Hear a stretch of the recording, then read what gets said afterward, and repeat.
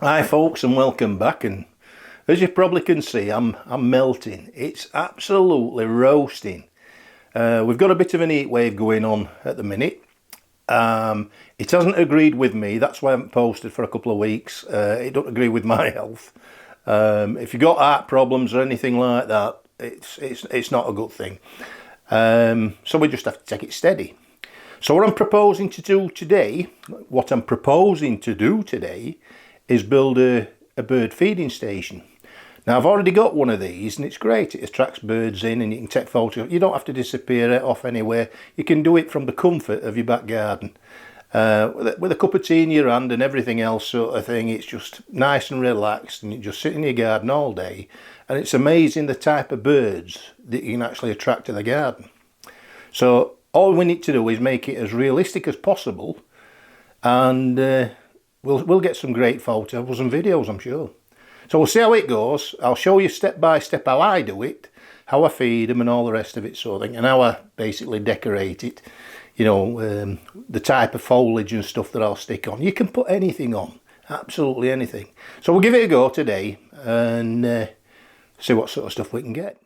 Right, in order to get this project underway, what we're going to need is a few items, and the main thing is a bucket or a container of some form. Not too big, but big enough to support the post, your feeding post, or whatever you're going to be putting in it.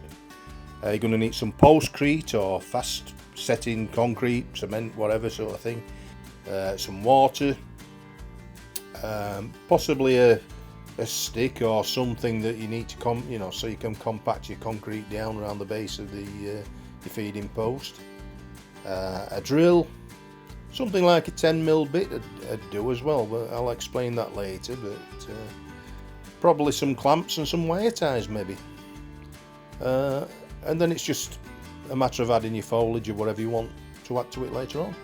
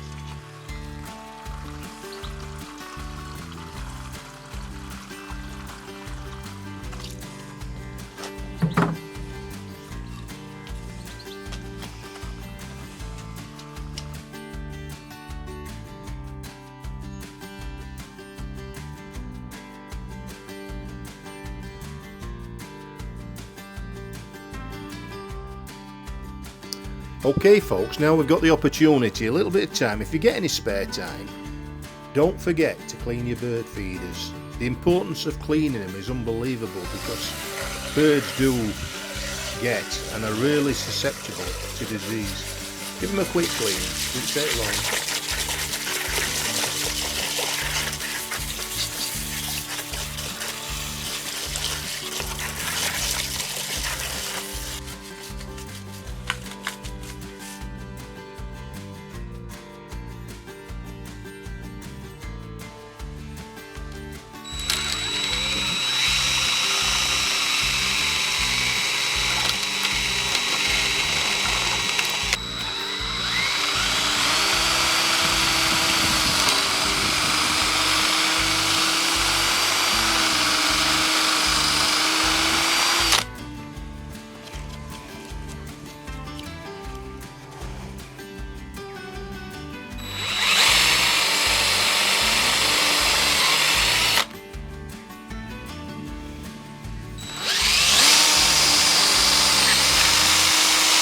need to do ideally is drill the holes to the side and slightly to the rear to obscure the holes. For the sake of your photos and videos, you really need to make it look as natural as possible.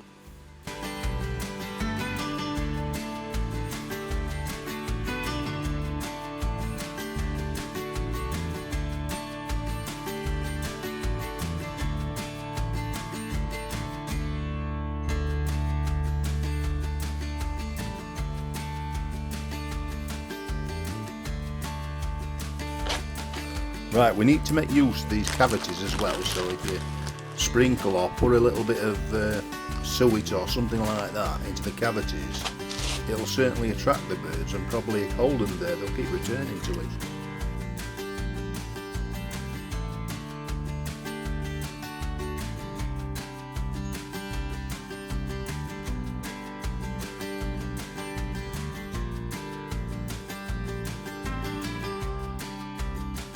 Mixed seed is good, but I'd go for the no-grow variety, otherwise you may have a jungle sprouting up after a couple of weeks.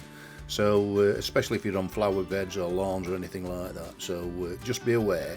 You're probably better off paying that little bit more and getting no-grow type stuff. Suet pellets is a favourite of mine, not for me to eat, but it does certainly attract the likes of robins, woodpeckers, blue tits, great tits, wrens, chaffinches, blackbirds. Most garden birds will actually come and take the suet pellets. Really good, it's a really good feed. Mealworms are great, they attract a good variety of birds and they're a great source of protein. However, you do need a water source, or even soak them for 5 or 10 minutes or something before you put them out. You don't want to be putting them out dry, especially when the birds are feeding the young. You do need some moisture in there. Sunflower hearts, now these are a must. If there's only one food that you're going to get, use these. These are absolutely brilliant. They'll attract such as goldfinches, blue tits, great tits. It's a really good, versatile food. Whole peanuts, now these are great for actually putting in the holes that you've drilled in your feeding station. Also, if you put the whole peanuts onto a bird table or spread a few around the ground, you will attract the likes of jays and doves and pigeons. Just be careful that you don't put too much down, otherwise you'll also attract rats.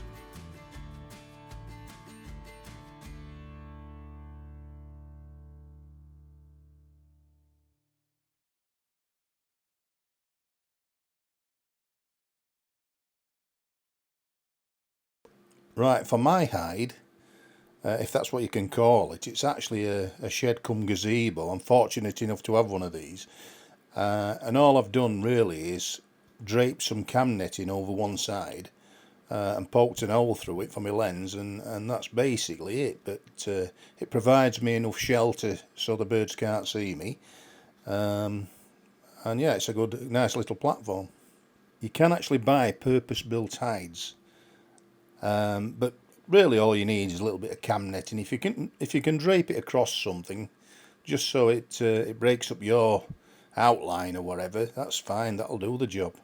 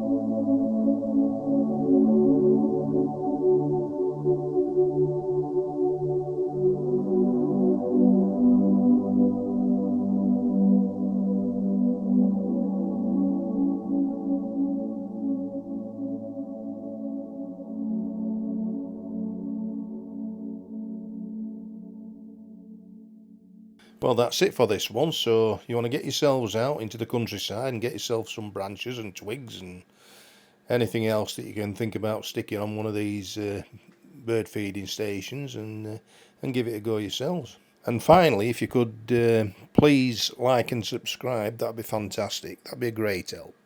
Thank you very much, and we'll see you shortly.